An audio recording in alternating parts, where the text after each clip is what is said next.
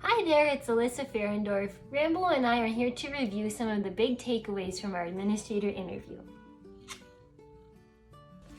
One of the first big takeaways that I got from this interview was admin need to figure out how to say yes to good ideas. This might involve teachers and paras and different district initiatives, but really the admin's role is to be able to say yes to those good things. First, in our interview, we had talked a little bit about roles, and paras have different roles that have changed throughout the decades, from clerical duties to more of those educational and instructional duties, and especially we're valuing their perspectives on mental health and other relational issues with students. So being able to say yes to the paras' ideas is a really wonderful thing that we're trying to do in our school districts. Additionally, teachers are here to support that instruction and supervise it, to be able to manage and create it. With our building leadership teams and the admin, the districts are really setting the pathways towards success. They're looking at the big picture ideas, what we need to be focusing on this school year in our districts, and setting that pathway for teachers, paras, and other staff to follow. Another big takeaway that I got from this interview was that admin are helping teachers, paras, and all staff have freedom within form.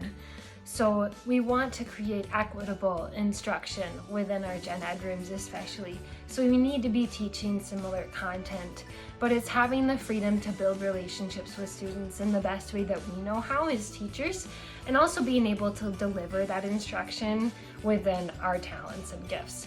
So to be able to use autonomy in that manner is a really great way for admin to give teachers freedom, but within form, to make sure that we're having equitable instruction across our school district. So that was a really big takeaway that I got from that interview.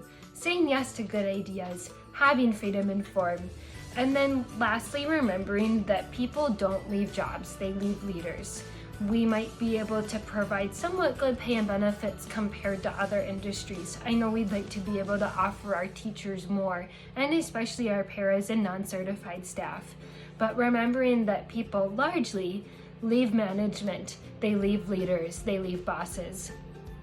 So remembering that when people leave jobs in droves, it is because of working environment, and it's often because of shortcomings within their leaders. Additionally, focusing on that community sentiment.